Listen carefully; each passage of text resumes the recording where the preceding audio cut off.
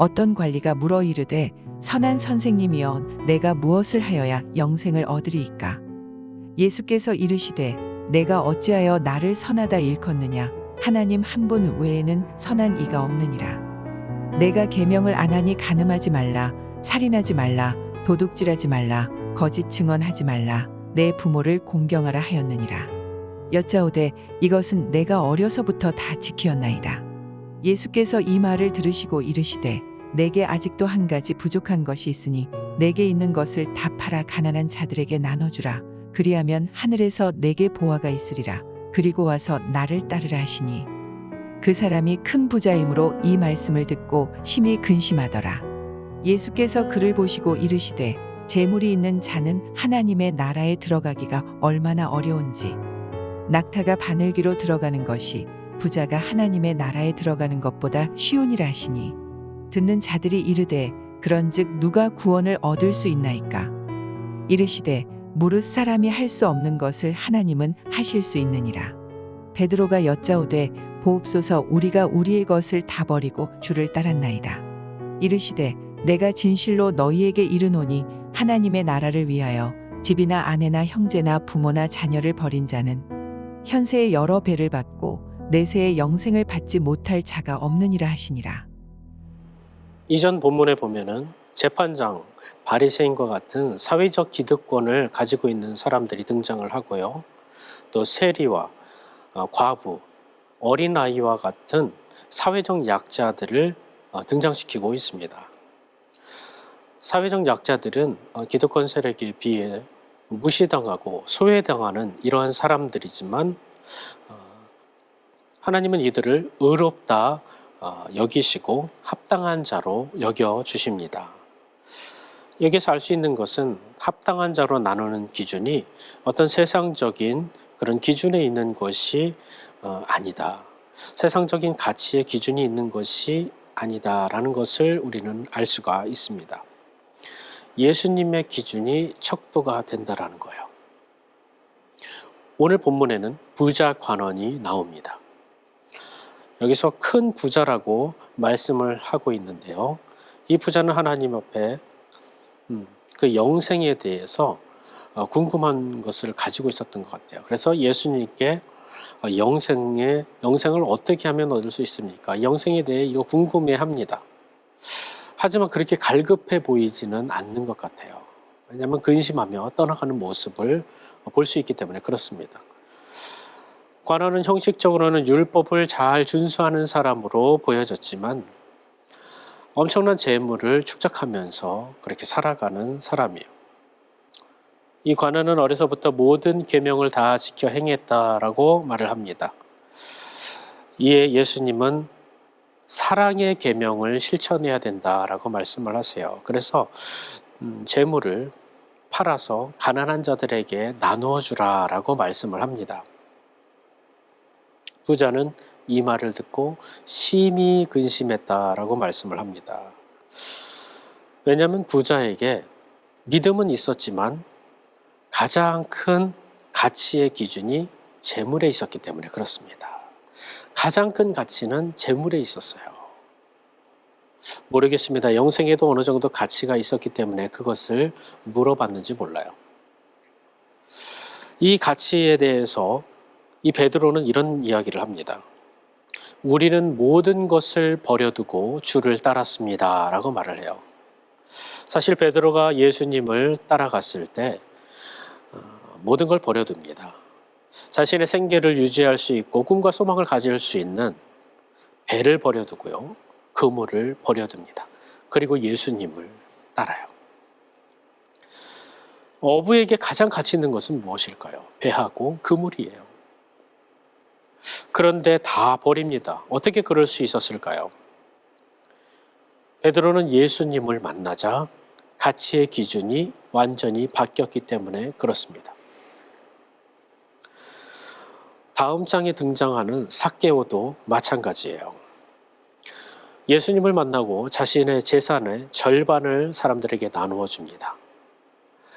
그리고 속여서 빼앗은 것을 4배로 갚아줘요. 율법에는 5분의 1만 갚아도 되는데 그보다 훨씬 많은 4배를 갚아줍니다. 세리장이었던 이 삭개오는요, 이 돈에 미쳐있던 사람이에요. 로마의 앞잡이로 살아가면서 사람들에게 조롱을 당하고 소외된 삶을 살아간 사람입니다. 가난한 자의 돈을 착취했던 사람이에요. 민족을 버리고 사람들과의 관계를 저버리고 가난한 사람들을 핍박하면서까지 돈을 축적하려고 했던 그런 사람입니다. 재물에 가장 큰 가치가 있던 사람이 바로 이 세리였다는 거예요. 하지만 이 삭개오는 예수님을 만남으로 모든 가치가 바뀌어지게 됩니다. 이와 같이 오늘 본문에 나오는 부자의 가치의 기준은 세상에 있었습니다. 그리고 재물에 있었어요. 이에 예수님은 25절에 이렇게 말씀합니다. 낙타가 바늘귀로 들어가는 것이 부자가 하나님 나라에 들어가는 것보다 쉬우니라. 좀 해석이 난해한 부분인데요. 윌리엄 바클레이라는 신학자는 여기에 나오는 바늘귀를 큰 성문에 나 있는 조그마한 작은 문으로 해석을 합니다. 큰 성문은요, 낮에는 열려 있지만 밤에는 굳게 닫혀 있죠. 그래서 성문에 조그마한 문을 만들어서 사람들만 오갈 수 있게 이렇게 밤에는 그렇게 해놓습니다. 이 성문에 나 있는 조그마한 문을 이 바늘귀라고 해석을 해요. 그래서 이 작은 문은 낙타는 왔다 갔다 들어갔다 할 수가 들락날락 할 수가 없는 거죠.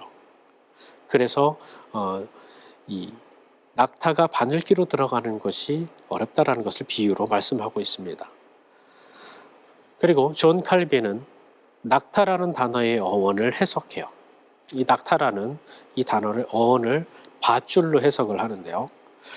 낙타가 바늘귀에 들어갈 수 없다라는 이 말을 다시 해석하면 밧줄이 바늘귀에 들어갈 수 없다라는 거예요. 어찌되었든 부자는 하나님의 나라에 들어가지 못한다라고 말씀을 합니다. 이 재물에 가장 큰 가치가 있기 때문에 그래요. 그래서 재물을 팔아서 나눠주라고 하니까 심히 근심했다라고 여기서 말씀을 하고 있습니다.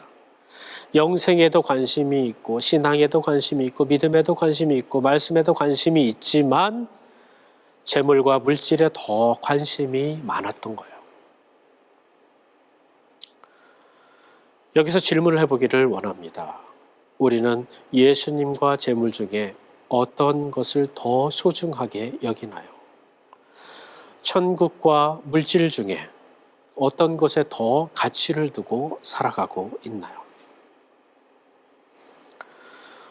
보이는 것과 보이지 않는 것 중에 어떤 것 중심으로 살아가고 있나요? 참된 믿음은 예수님만을 섬기는 것인 줄 믿습니다. 왜 성경에는 이 재물에 대해서, 물질에 대해서 지속적으로 계속해서 말씀을 하고 있을까요? 물질을 통해서 못하는 일이 없고 안 되는 일이 없어요. 엄청난 만족과 행복과 이익을 주고 기쁨을 줍니다. 권력도 주고 힘도 줘요. 바로 이 물질이 그렇습니다. 세상 사람들에게 이 재물은 하나님과 같은지 몰라요. 하나님과 동등된 위치에 있는 것이 바로 이 물질이라는 겁니다. 마치 주님 없이도 살아갈 수 있을 것만 같아요. 그렇게 우리를 만듭니다. 우리를 속이고 착각하게 만드는 위력이 있는 것이 바로 이 물질이라는 거예요. 문제는 교회 안에서도 믿음을 가진 사람들이 이 재물을 너무나도 섬깁니다. 예수님도 섬기고 재물도 섬깁니다. 예수님과 재물은 동등한 위치에 있는지 몰라요. 교묘하게 양다리를 걸치고 있는지 모릅니다. 그래서 주님이 하실 일 따로 있고요. 내가 할 일이 따로 있는지 몰라요. 주님이 하실 일 주님이 하고 내가 할 일은 내가 합니다. 내가 물질을 가지고 할 수 있는 일을 굳이 주님 앞에 기도할 필요가 없다라는 거예요. 우리는 명심해야 됩니다. 내가 할 수 있는 일은 없습니다. 주님 없이는 아무것도 할 수 없어요. 이것을 명심하고 주님을 간절히 붙들기를 원합니다. 부자는요, 믿는 구석이 있어서 간절함이 없습니다. 영생에 관심이 있지만 이 재물이라는 믿는 구석이 있고 이것에 큰 가치를 뒀기 때문에 주님이 필요가 없어요. 우리는 심령이 가난해져서 갈급한 마음으로 주님을 찾고 간절한 마음으로 갈급한 마음으로 주님의 도우심을 구하기를 원합니다. 주님, 오늘도 도와주시기를 원합니다. 저는 아무것도 할 수가 없습니다. 주님 도와주세요. 이렇게 간절한 마음으로 주님 앞에 기도하며 나아갈 때 그 기도 가운데 크신 은혜로 함께하여 주시고 은혜로 응답하여 주실 줄 믿습니다. 기도하겠습니다. 살아계신 아버지 하나님, 주님, 우리가 어쩔 때는 재물도 섬기고 내 자신도 섬기고 또 세상을 섬기고 살아갔는지 모릅니다. 주님과 동등하게 이겼던 그 죄악들을 주여 용서하여 주옵소서. 이제는 주님만을 의지하며 주님, 나는 아무것도 할 수 없습니다라고 고백하며 주님을 붙들고 간절히 찾고 은혜를 구하며 살아갈 수 있도록 주여 역사하여 주시옵소서.